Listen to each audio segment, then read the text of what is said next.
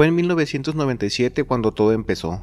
Yo tenía 22 años y recuerdo que me fui a aplicar para un trabajo de mesero en un restaurante del centro de la ciudad, y después de la entrevista, donde por cierto ni siquiera me contrataron, me fui caminando por la Alameda hasta llegar a sentarme en una banca. El día estaba nublado pero rico, así que de mi mochila saqué una bolsa de galletas y andaba en lo mío comiendo, cuando vi que por un sendero venían 3 personas que rondaban entre los 25 a 30 años a mi parecer. Caminaban juntos y pareciera que los hubieran sacado de una cueva, porque caminaban lento, mirando todo a su alrededor, muy sorprendidos. No eran extranjeros, pero tampoco es que ver los árboles de la Alameda fuera algo sorprendente, y eso fue lo que me llamó la atención. Cuando estaban ya más cerca de mí, empezaron a reírse y de manera discreta me apuntaban, como si estuvieran planeando algo. Así que fingí que no los veía y seguí en lo mío comiendo las galletas, pero atento a un posible asalto. Avanzaron más y cuando ya estaban a no menos de 1 metro de mí, uno de los muchachos me soltó un zape y me arrebató las galletas de mi mano. Después de eso,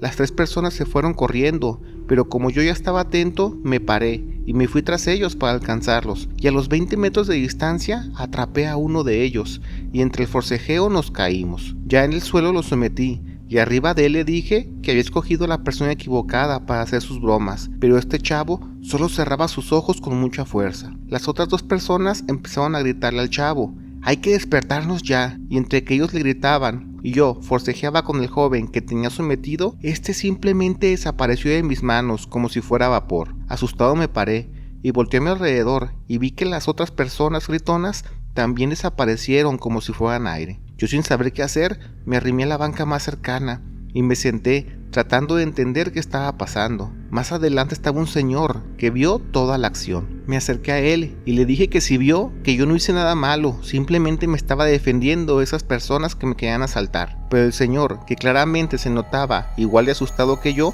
se paró y se fue a paso rápido, como evitando problemas. Yo regresé a la banca donde estaba sentado en primer lugar, y por más que volteé a mi alrededor esperando que alguien me dijera que todo era una broma o una cámara escondida, nadie más vio todo lo que pasó. Yo admito que me empecé a asustar. Tanto fue el shock que me quedé como 3 horas en esa banca, mirando todo a mi alrededor, si no fuera que empezó a nublarse y creí que iba a llover, y me fui, porque si no, me quedo allí sabrá Dios cuánto tiempo. Me fui en metro a mi casa, y me empezó a doler la cabeza estando arriba, pero no solo eso, también empecé a ver las luces de las lámparas de una manera extraña, como de esas veces que la luz se barre el movimiento y se ven las líneas de luz marcadas. Cuando al fin llegué a mi casa, le dije a mi mamá lo que me pasó. Ella me dijo que seguro todo fue porque no había comido nada en todo el día y estaba lampareado. Me arrimó una jarra de agua de tamarindo y me comentó que ya no tarda en hacer de comer, y me alentó a que olvidara todo eso y mejor le diera duro al plato que me sirvió. Me comí como 10 enchiladas y me fui a acostar,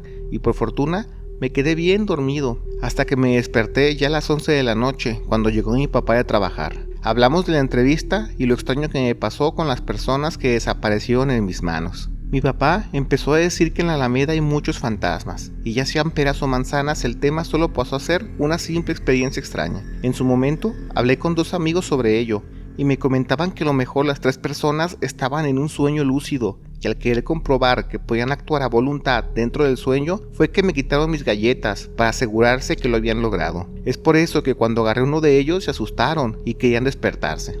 Le comenté que no me suena extraña su teoría, pero si eso es verdad, eso quiere decir que aún sigo siendo parte de un sueño de ellos.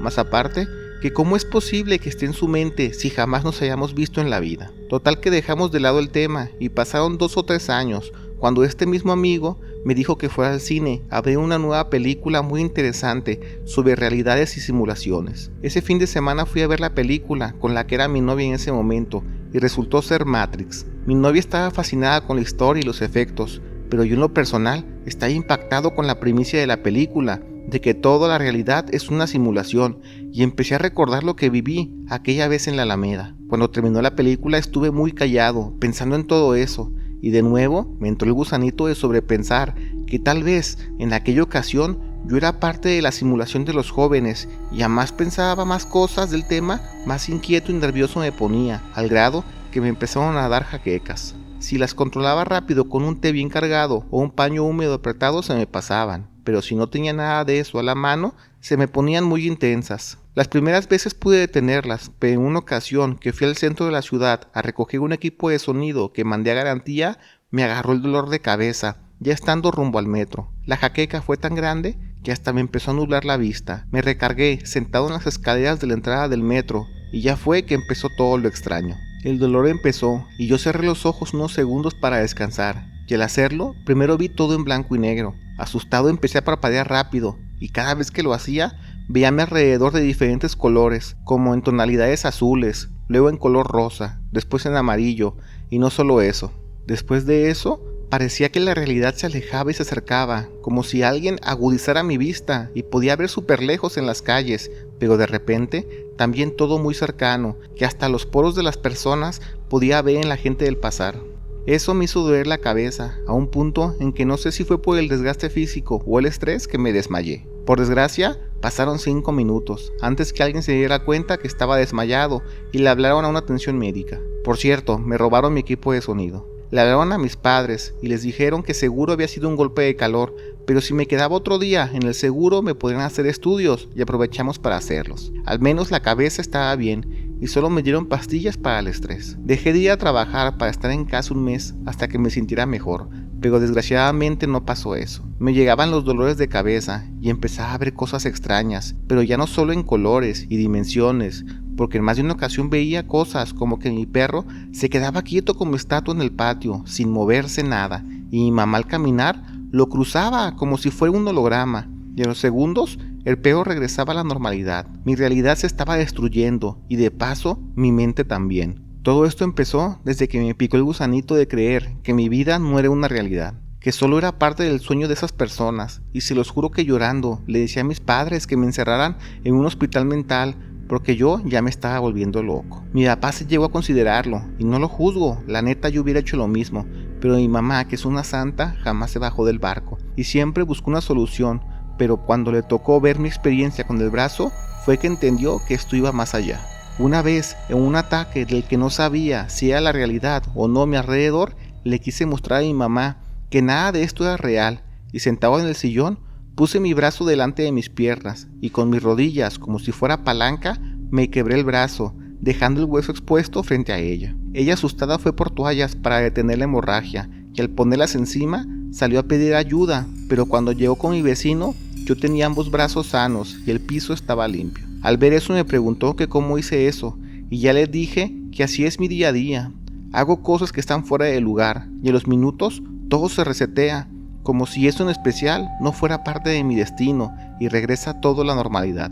Ella ya al fin confirmó que no estaba tan loco y habló con una tía abuela de Sonora y le contó sobre mi situación. Me consiguió una cita con un maestro de la naturaleza y después de contarle todo lo que he vivido, me dijo que esto es una pregunta simple.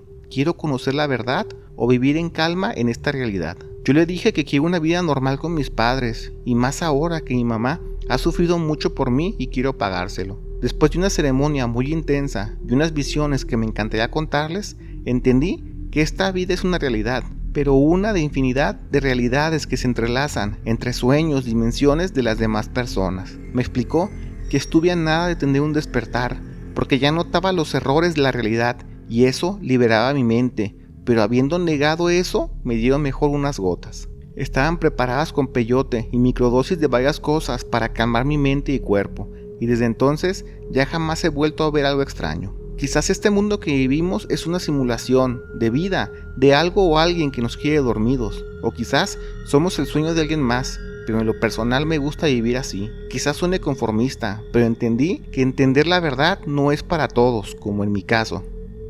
Gracias por ver el video. Te recordamos que todos los días subimos nuevas historias, así que activa las notificaciones. No olvides darle like y comparte, pero sobre todo comenta. Queremos saber qué es lo que la comunidad de México Inexplicable tiene para decir.